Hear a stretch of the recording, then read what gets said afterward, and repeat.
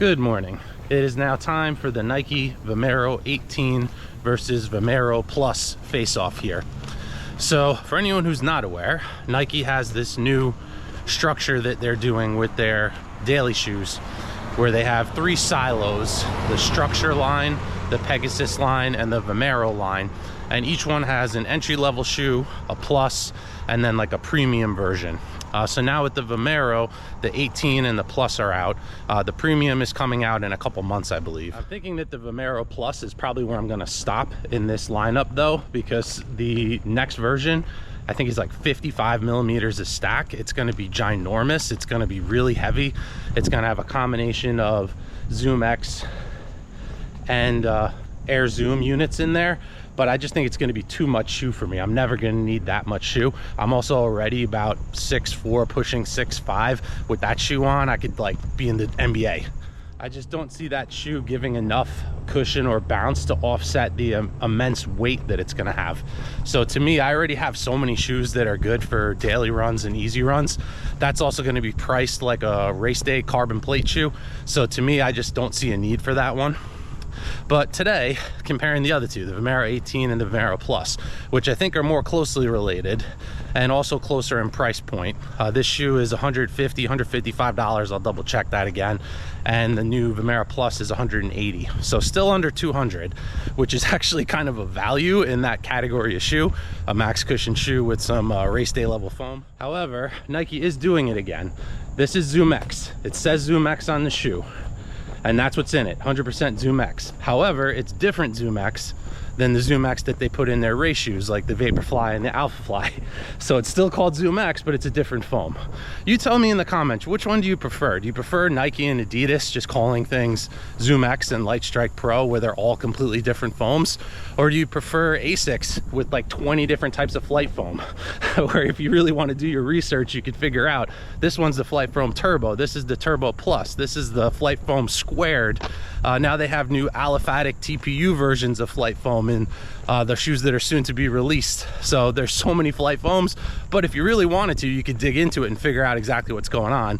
Whereas with the Nike and Adidas shoes, it's just Light Strike Pro Zoom X, regardless of what the actual compound is. I will say, back to the task at hand here, the Vomero 18, just walking in this shoe, it's a better shoe for walking than the Vomero Plus. And the reason for that is this has that firmer foam on the bottom. It's about half not Light Strike Pro, it's not an Adidas shoe. It's about half Zoom X on the top layer, and then the bottom layer is React X, which is a firmer, denser shoe. So that's going to make this one inherently more stable, because the bottom of the shoe is firmer. It's not going to compress quite as much. It's not going to give you as much bounce as the Plus, but it's also going to be more stable. So I did wear these to the mall the other day and was just walking around, and I'm like, these feel really great just walking around the mall. You get that little bit of bounciness from the Zoom X top layer, but good stability from the bottom layer. So I think as like a daily shoe, a shoe you're gonna run slower in, this is gonna be superior. But with the Plus, having that full Zoom X midsole gives you more bounce, more energy return. It actually feels like it's gonna skew faster than this shoe is. So this might actually be better as a recovery shoe than that one, even though that one's all plush. This one, the upper is a little bit softer and more plush. That one has more of like a race type upper, more thin and breathable. So I think it's actually kind of funny, even though that's the bigger shoe, I think it's going to be the faster shoe. The Plus is also a little bit lighter than the Vomero 18, partly because of the thinner upper, and then mainly because of all Zoom X in the midsole, although this does have a more built up outsole than the Vomero 18 does, but it makes up for that in weight by the lightness of the upper and by the midsole foam. So my plan for today is I'm going to run a couple miles in the Vomero 18, then switch to the Vomero Plus. I just want to feel those two shoes back to back to see how they compare, and I'll report back on how that goes. So 2 miles down, I think both of those were right around 8-minute mile pace. First one might have been just under, second one just over. But I'm not trying to push in this shoe. I'm trying to use it for what it's supposed to be intended for, which is an easy run, recovery run. And I can say right off the bat, good stability in the shoe from that firmer foam on the bottom, but also not as bouncy. Another thing of note, I often find Nike shoes run a little bit narrow and a little bit short. So a lot of times I'll get a 12.5 in Nike instead of my true to size 12. However, I have a 12 in both the Vomero 18 and the Vomero Plus, and there's plenty of room. So if you usually go a half size up in Nike, you definitely don't need to in this line of shoe. I have a full thumbnail in this shoe between my big toe and the front of the shoe, and I think it's even a little bit more spacious in the Vomero Plus.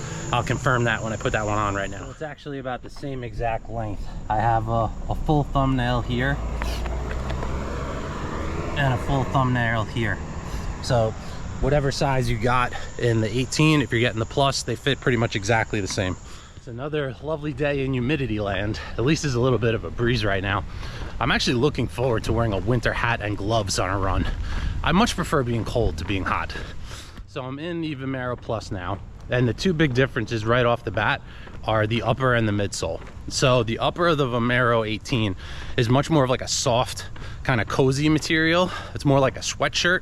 So it's very soft and kind of nice when you put it on your foot. This has more of a textured upper, more like what you'd see in a race shoe. And then obviously the midsole is immediately squishier, being pure Zoom X. You feel that right when you put it on. And one thing I will say I regret a little bit is the colorway that I got for these. I just got the standard black and white. I was thinking this is such a comfortable shoe, I may want to wear it around other than just running, so maybe I won't get one of the screamingly bright colorways. But actually having it in the black, you can't really see the details on the side of the shoe, the way those lines kind of swoop up, so it just looks pretty basic and boring. So if I could do it again, I'd actually get one of the crazy colorways, which is usually what I go for. But so if you're considering getting the black and white, I'd go for, you know, that bright orange or yellow or something if you want to stand out. I also was like, though this is not a super fast shoe, I don't want to be wearing like a fluorescent yellow shoe for an easy run, but we'll see.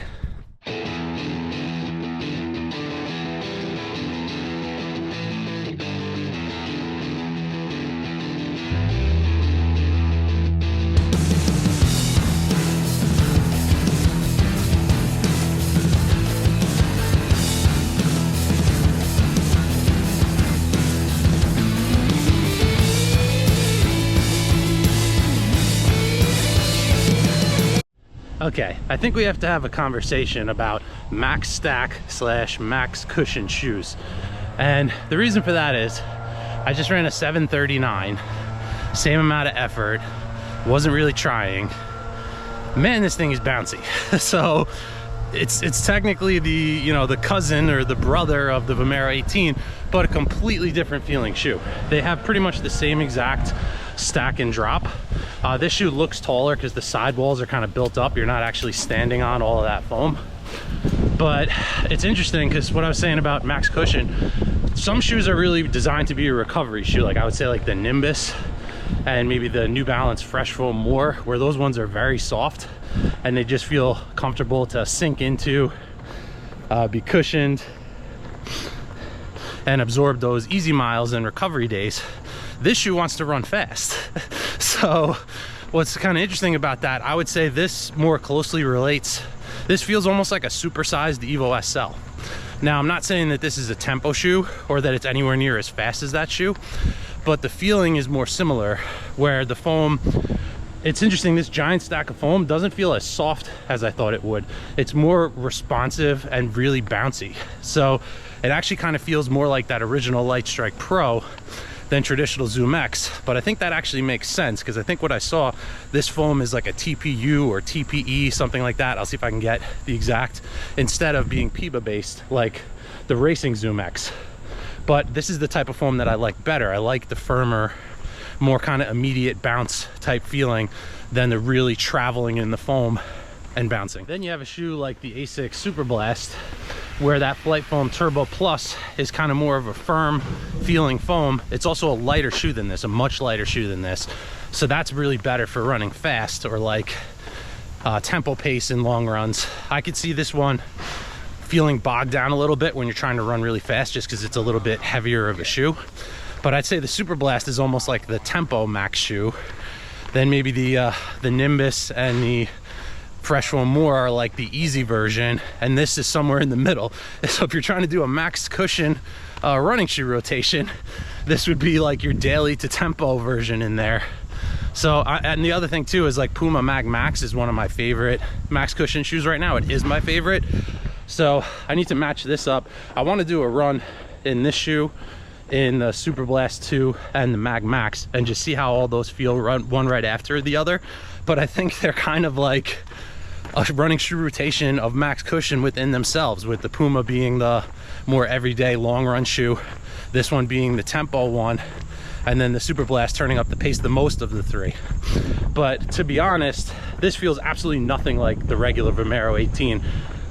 If I don't look at my feet, I wouldn't even know that I'm wearing the same type of shoe. It feels like I'm wearing a little bit taller, heavier Evo SL. The foam has that similar kind of real bounciness without sinking in as much. Well, that was a much different result than I was expecting, having these two head to head. I thought they were much more similar than they actually are, but it turns out that a whole midsole of Zoom X makes a really big difference to the way that a shoe feels. If you look at the actual dimensions of these, they're very similar.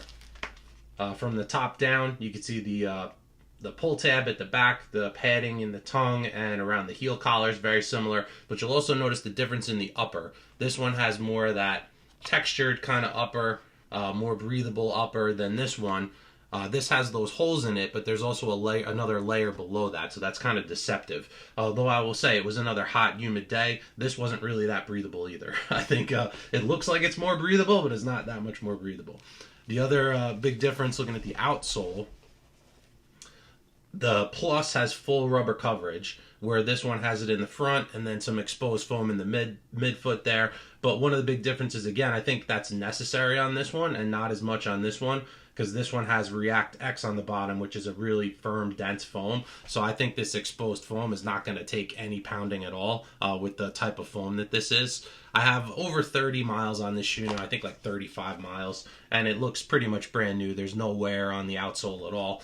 This one is just fresh out of the box. I just have 3 miles on these so far, but no wear yet either. Interesting when flexing these shoes, you can see this one's a lot more flexible. Does have some snapback to it, but it's a very flexible shoe, where this one with the Zoom X has a lot more pop to it. It's a lot more torsionally stiff than this one is, and it has that really kind of explosive bounce back from this foam.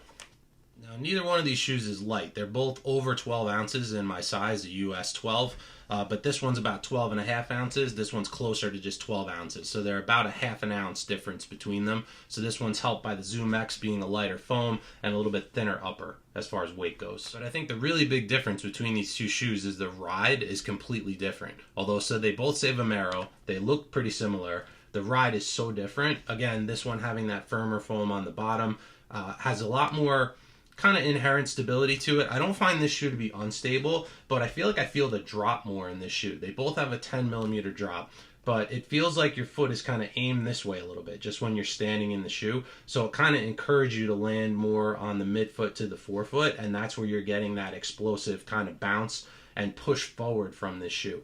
So technically you could run easy in this shoe, but it feels so much better when you just lean forward a little bit and put more power into the shoe. You get even more bounce, and it's kind of encouraging you to run faster, which is the same kind of feeling that I get from the Evo SL, which is why I made that comparison. So again, if I want to run fast, I'm not going to pick this shoe. I'm going to pick the Evo SL for a tempo session, but I think this skews a little bit faster than you would think with this much stack.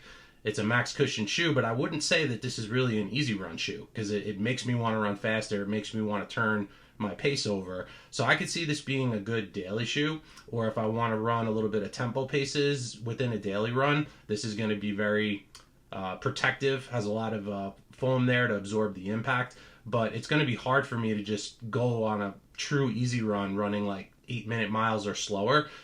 All those miles that I did were under 8 without me really putting in much effort. So I think this one wants to run faster to like a 7:30 pace for me. If I want to run like 8:30 or 9-minute miles, this is not the shoe for that. So in summary, is this a good shoe? Yes. Is it what I was expecting? Not at all. So I need to do some more runs in this shoe. I really want to compare it, as I said, to the Mag Max, the Super Blast, some other shoes in that max cushion category. But as I said, I feel like we almost need a new category for max cushion shoes, because they have different intents.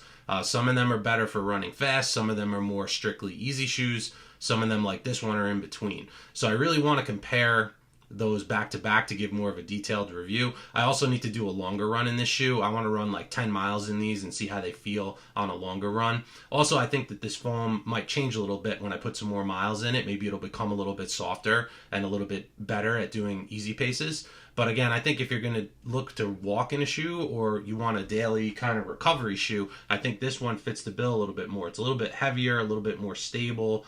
It doesn't want to run as fast as this one does. This one's like, I got Zoom X, I'm ready to go. So that's kind of my first impressions on how these two shoes compare. I'll definitely make a follow-up video on this one once I do some more runs in it to give additional details and how it compares to those other shoes. So please remember to like and subscribe, and I will see you in the next video.